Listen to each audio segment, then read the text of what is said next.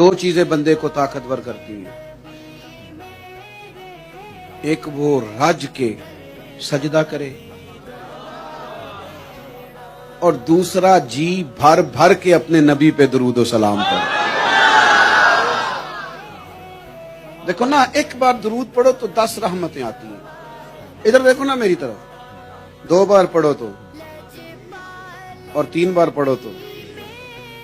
آپ جب درود پڑھ رہے ہوتے ہیں تو آپ کے چاروں جانب رحمت ہی رحمت ہوتی ہے۔ تو جس کے چاروں جانب رحمت ہی رحمت ہو، کرم ہی کرم ہو، عطا ہی عطا ہو، اس نے پیچھے جانا ہے کہ اس نے ترقی کرتے جانا ہے؟